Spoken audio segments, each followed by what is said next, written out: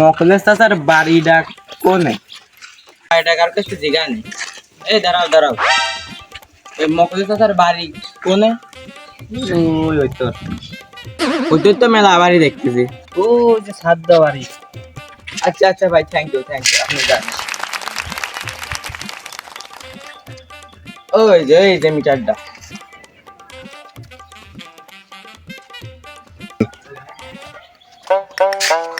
আবার কারেন্টের জ্বালায় মরলাম। বার হচ্ছে দাদা, কারেন্ট দেশ না কি বিপদ। 12 মাসে 13 দিনে যদি কারেন্ট না থাকলে আমার বিপদ হয়ে গেল। কিরে হালার পরা বিল লিখতে আছে অনেক।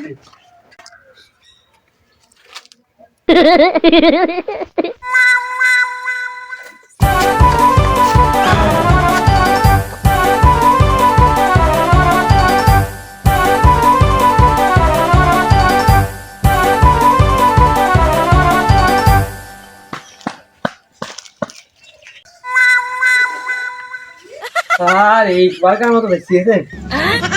আবার বিল লিখতে আসিস, ঠেঙা দেবো না বেরিয়ে।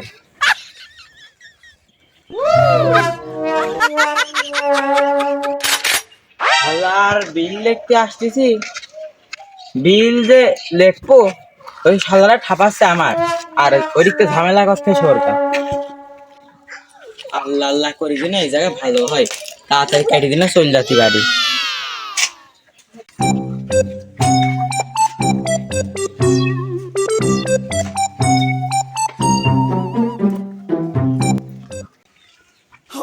কারেন্ট মানে নাই, পানি এসে লাগাছে, দেখি পানি খেয়ে আসি তো। চিনা চিনা লাগতেছে রে, কি রে?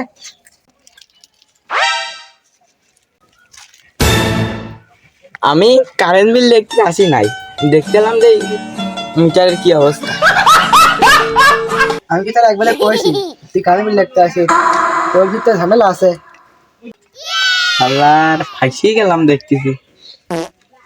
কি রে, তুই সত্যি কথা কাছে কি করতেছিস?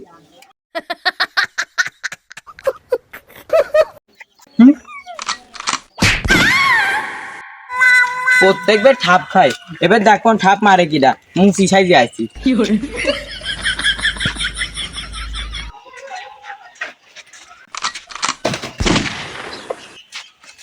আমি 24 ঘন্টা মিটার ভাড়া দিচ্ছি, কোন শালায় মিটারের বিল লিখতে আসে।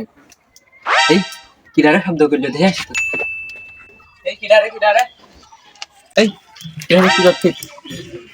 আমি পাড়াই ছাগল কাটান দেবে আসছি, ছাগল কাটান দিচ্ছে সরঞ্জাম তো। ওই যে আজকে লিখে নেবে আসছি, কালকে কাটান দেবো। সবই তো ঠিক আছে, তুই আর মিটারের সামনে কি করছিস? ফাঁসিয়ে গেছি মনে হচ্ছে।